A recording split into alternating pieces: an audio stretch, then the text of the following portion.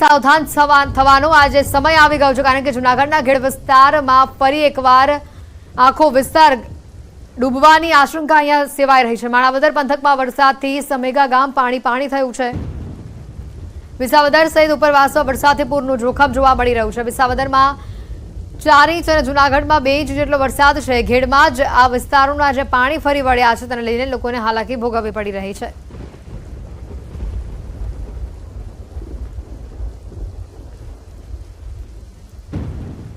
જૂનાગઢના માણાવદરમાં સવારથી જ મેઘરાજાની ધમાકેદાર બેટિંગ જોવા મળી રહી છે। 7 ઇંચ જેટલો વરસાદ વરસતા રસાલા ડેમ ફરી ઓવરફ્લો થયો છે। નવા બની રહેલા રિવરફ્રન્ટની રેલિંગ તૂટી છે। બસ સ્ટેશનની સામે આવેલા વિસ્તારમાં વરસાદી પાણી ભરાઈ આવ્યા છે। માણાવદર શહેરના મુખ્ય રસ્તાઓ પાણી થઈ ચૂક્યા છે। માણાવદરના ઘેડ વિસ્તારમાં પાણી ઘૂસી ગયા છે। જૂનાગઢ જિલ્લામાં સાર્વત્રિક વરસાદી માહોલ છે। છેલ્લા 5 દિવસથી જૂનાગઢ જિલ્લામાં મેઘરાજાએ ધામા નાખ્યા છે। તો આ તરફ ગીર સોમનાથના ગીરગઢડા અને જામવાળામાં ભારે વરસાદ જોવા મળી રહ્યો છે। થોરડી ભાખા સહિતના ગામોમાં જળ પ્રલય આવ્યું છે। ગીર બોર્ડરના ગામોમાં બોકડાના પાણી ઘૂસી આવ્યા છે। થોરડીમાં ઊંચાણવાળા વિસ્તારોમાં પાણી ઘૂસી આવ્યા છે। નીચાણવાળા નહીં પરંતુ ઊંચાણવાળા વિસ્તારોમાં પાણી ઘૂસી આવ્યા છે। ગીર સોમનાથના થોરાડી ગામે ભારે વરસાદ જોવા મળ્યો છે। ભારે વરસાદના કારણે પૂરની સ્થિતિ આ ગામમાં જોવા મળી રહી છે। ગામમાં નદીઓ વહેતી હોય તેવા આ દ્રશ્યો સામે આવી રહ્યા છે।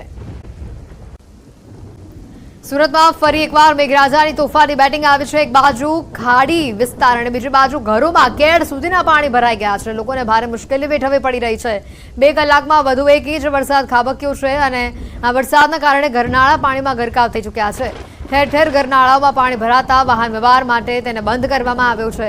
આયુર્વેદિક ઘરનાળું બંધ થયું છે, જ્યારે ડભોલીમાં કાલના પાણી હજી ઓસર્યા નથી। હજી સોસાયટીઓની બહાર કેડસમાં પાણી ભરાયેલા હોવાથી લોકો મુશ્કેલીમાં છે। ગ્રામ્ય વિસ્તારોમાં પણ ભારે વરસાદથી 6 રસ્તાઓ બંધ કરવામાં આવ્યા। લીંબાદ મીઠી ખાડી નજીક પાણી ભરાતા લોકોએ દુકાનો બંધ રાખી છે। વરસાદી પાણીના કારણે માલસામાનને નુકસાન પહોંચી રહ્યું છે। ડુંભાલ ઓમનગર સોસાયટીના ઘરોમાં વરસાદી પાણી ઘૂસતા લોકોને પારાવાર મુશ્કેલીનો સામનો કરવો પડી રહ્યો છે। આગળ વાત કરીને સમાચાર ઉપલેટાના દ્રશ્યો આપણે બતાવી રહ્યા છે। ઉપલેટાના લાઠ ગામે આભ ફાટ્યું છે। 2 કલાકની અંદર 11 ઇંચ વરસાદ વરસી ગયો છે। બજારો નદીઓ બની ગઈ છે। કેશોદના શેરગઢમાં જળબંબાકાર થતા નદીઓમાં ઘોડાપૂર આવ્યું છે। માણાવદરનું ઝીંઝરી ગામ બેટમાં ફેરવાઈ ચૂક્યું છે। તેમજ ગીરગઢડામાં પણ વરસાદના પગલે નદી નાળા છલકાઈ ગયા છે।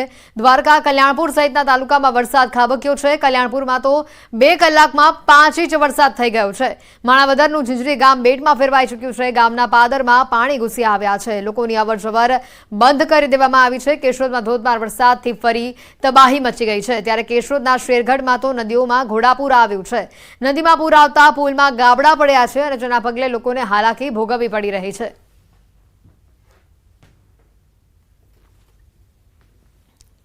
સૌરાષ્ટ્રમાં ધોધમાર વરસાદના કારણે અનેક નદીઓ ગાંડીતૂર થઈ છે। ધોરાજીની ફૂલઝર નદીમાં ઘોડાપૂરની સ્થિતિ ઉદ્ભવી છે, તો ગીરગઢડાની માલણ નદી 2 કાંઠે વહેતી જોવા મળી છે। ધોરાજીની શફુરા નદીમાં પાણીની પુષ્કળ આવક જોવા મળી રહી છે। ગીર સોમનાથની રૂપેણ નદીમાં પણ પાણીની ભારે આવક છે। કોડીનારની સાંગાવાડી નદી અને ગીરગઢડાની મછુંદરી નદીમાં પાણીની જોરદાર આવક જોવા મળી છે। જમાવટ યથાવત રહેશે। આગામી 4 થી 5 દિવસ વરસાદી માહોલ રહેશે। સાયક્લોનિક સર્ક્યુલેશનના કારણે વરસાદ સૌરાષ્ટ્ર અને દક્ષિણમાં ભારે પડશે। સૌરાષ્ટ્રના અમુક વિસ્તારો છે એ બાકાત રહી ગયા હતા। એમાં ભાવનગર, બોટાદ, અમરેલીના અમુક ભાગો, સુરેન્દ્રનગર અને મોરબી જેવા વિસ્તારોની અંદર પણ 22 થી 24 જુલાઈ દરમિયાન સારા વરસાદની શક્યતાઓ છે। ખાસ કરીને 25-26 તારીખમાં પણ હળવા મધ્યમ વરસાદો છે આ સૌરાષ્ટ્રના ભાગોની અંદર।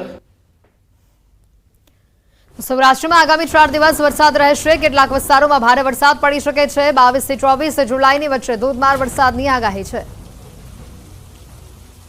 એ સાથે દક્ષિણ ગુજરાતના તમામ જિલ્લા, જેની અંદર ભરૂચ, અંકલેશ્વર હોય, રાજપીપળા, સુરત, વલસાડ, વાપી, બારડોલી, બિલીમોરા, ડાંગ, આ તમામ વિસ્તારોની અંદર પણ આવનારા 2 થી 3 દિવસ એટલે કે 22, 23 અને 24 તારીખ દરમિયાન સારા વરસાદો પડેની 1-2 સ્પેલ છે એ ભારેથી અતિ ભારે થઈ જાય તેવી પણ શક્યતાઓ રહેલી છે।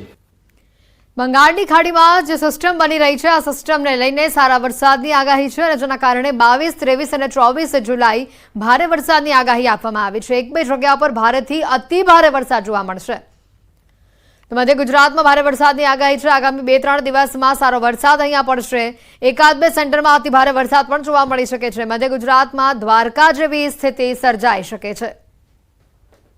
મધ્ય ગુજરાતના જે ભાગો છે જેની અંદર અમદાવાદ, ગાંધીનગર હોય, આણંદ, નડિયાદ, ખેડા જેવા વિસ્તારો છે, બરોડા છે અને એ સાથે મધ્યપ્રદેશ બોર્ડર લાગુ વિસ્તાર છે જેમાં મહીસાગર, દાહોદ, ગોધરા અને છોટાઉદેપુર આ તમામ વિસ્તારોની અંદર પણ આવનારા 3 દિવસ સુધી ભારે વરસાદ જોવા મળશે ને એક બે સ્પેલ છે એ અતિ ભારે પણ થઈ શકે છે। સૌરાષ્ટ્રના જે દ્વારકા, પોરબંદરની અંદર પરિસ્થિતિ જોવા મળી એવી પરિસ્થિતિ પણ મધ્ય ગુજરાતના એકલ દોકલ સેન્ટરની અંદર જોવા મળે તેવી શક્યતાઓ છે। બંગાળની ખાડીમાંથી સિસ્ટમ લાભ કરાવશે। મધ્ય અને ઉત્તર ગુજરાતને લાભ મળશે। ઉત્તર ગુજરાતમાં વરસાદનું આક્રમણ થશે। બનાસકાંઠા, સાબરકાંઠા, પાટણ, મહેસાણામાં ભારે આગાહી છે। ઉત્તર ગુજરાતમાં એકાદ બે સેન્ટરમાં ભારે વરસાદ જોવા મળી શકે છે। બંગાળની ખાડીમાંથી સિસ્ટમ લાભ કરાવશે। મધ્ય અને ઉત્તર ગુજરાતને લાભ જેનો મળશે।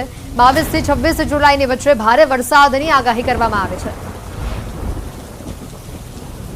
ઉત્તર ગુજરાતના જે તમામ સેન્ટરો છે જેમાં અરવલ્લી હોય, સાબરકાંઠા, બનાસકાંઠા, પાટણ, મહેસાણા આ તમામ વિસ્તારોમાં પણ 22 જુલાઈથી લઈને 26 જુલાઈ દરમિયાન સારા વરસાદો નોંધાશે। ઉત્તર ગુજરાતમાં પણ કદાચ એક બે સ્પેલ ભારે થઈ જશે। ઓલ ઓવર જોવા જઈએ તો રાજ્યની અંદર સાર્વત્રિક વરસાદનો રાઉન્ડ ચાલુ છે। હવે જે 16 જુલાઈથી ચાલુ થયો છે એ આજે 22 જુલાઈ સુધીમાં અનેક વિસ્તારોની અંદર એ વરસાદનો લાભ મળ્યો છે અને હજી 22 થી 26 જુલાઈ સુધીમાં પણ રાજ્યના અનેક વિસ્તારોની અંદર વરસાદ થશે। જેમાં ખાસ કરીને અત્યારે આ બંગાળની ખાડી તરફથી જે સિસ્ટમ આવી છે આ સિસ્ટમનો લાભ મધ્ય ગુજરાત તથા ઉત્તર ગુજરાત અને ઉત્તર સૌરાષ્ટ્રના ભાગોને વધારે મળે તેવી શક્યતા અમે માની રહ્યા છે। બંગાળની ખાડીની એક સિસ્ટમ પણ ગુજરાત ઉપર હવે એનો પ્રભાવ પડવાનો છે। બંગાળની ખાડીની અંદર એક લો પ્રેશર બન્યું હતું જે ડિપ્રેશનની કેટેગરી સુધી ગયું અને અત્યારે ધીમે ધીમે જેવી રીતે ઓરિસ્સા અને છત્તીસગઢ ઉપર થઈને મધ્યપ્રદેશ થઈ અને ગુજરાત ઉપર એની જે અસર થવાની છે એ જે ડિપ્રેશન હતું હવે લો પ્રેશર બની અને આ પશ્ચિમ ઉત્તર તરફ આગળ વધી રહ્યું છે।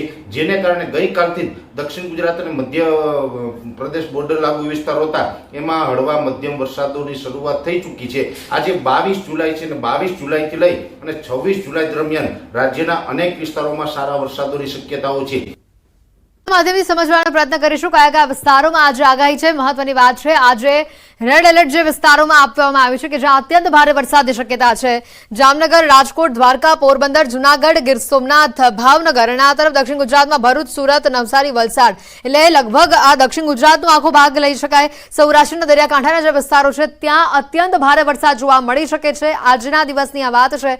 સાથે જ બીજી બાજુ વાત કરીએ વડોદરા, નર્મદા, તાપી અને ડાંગ આ જે 4 જિલ્લાઓ છે અને સાથે બોટાદ અને અમરેલી આની અંદર ઓરેન્જ એલર્ટ આપવામાં આવ્યું છે। અતિ ભારે વરસાદની શક્યતા વ્યક્ત કરવામાં આવી છે।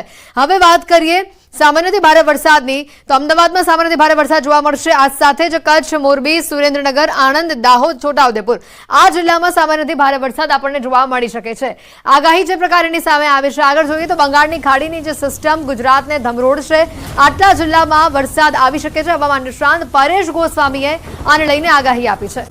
અને મહત્વના સમાચાર આવી રહ્યા છે। સાંજે 4 વાગ્યા સુધી ખૂબ જ સાવધાની રાખવી પડશે આ 10 જિલ્લાઓએ કારણ કે 10 જિલ્લામાં રેડ એલર્ટ આપવામાં આવ્યું છે।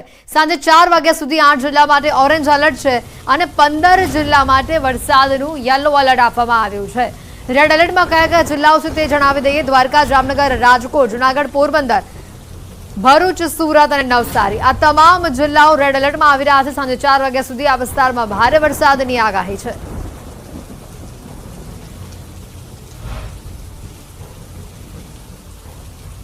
અમદાવાદની અંદર ઓરેન્જ એલર્ટ આપવામાં આવ્યું છે।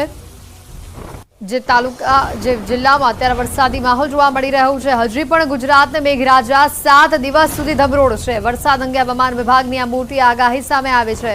આજે ગુજરાતના 11 જિલ્લા ખૂબ જ સાવધાની રાખે। આજે ભરૂચ, સુરત, નવસારી, વલસાડ, દમણ, દાદરાનગર હવેલી, ભાવનગર, ગીર સોમનાથ, જુનાગઢ, રાજકોટ, જામનગર, દ્વારકા, પોરબંદરમાં રેડ એલર્ટની આગાહી આપવામાં આવી છે। તો 6 જિલ્લામાં આજે ઓરેન્જ એલર્ટ આપવામાં આવ્યું છે જેમાં વડોદરા, છોટાઉદેપુર, નર્મદા, ડાંગમાં અતિ ભારે વરસાદ જોવા મળી શકે છે। સાંજે 7 જિલ્લામાં આજે યલો એલર્ટ છે। અમદાવાદ, આણંદ, દાહોદ, મહીસાગર, છોટાઉદેપુર માટે ભારે વરસાદની શક્યતા વ્યક્ત કરાઈ છે।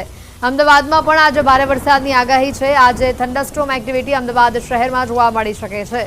ગુજરાતમાં સામાન્ય કરતાં અત્યાર સુધી વધુ વરસાદ નોંધાયો છે। અત્યાર સુધી સામાન્યથી 5% વધુ વરસાદ નોંધાયો છે। પહેલી જૂનથી અત્યાર સુધીમાં સામાન્યથી 5% વધુ વરસાદ નોંધાયો છે. ગુજરાતમાં વરસાદની ઘટ. સૌરાષ્ટ્રમાં 1 જૂનથી અત્યાર સુધી 40% જેટલો વધુ વરસાદ નોંધાયો છે. ઉત્તર ગુજરાતમાં વરસાદની ઘટ હોવાનું સામે આવ્યું છે.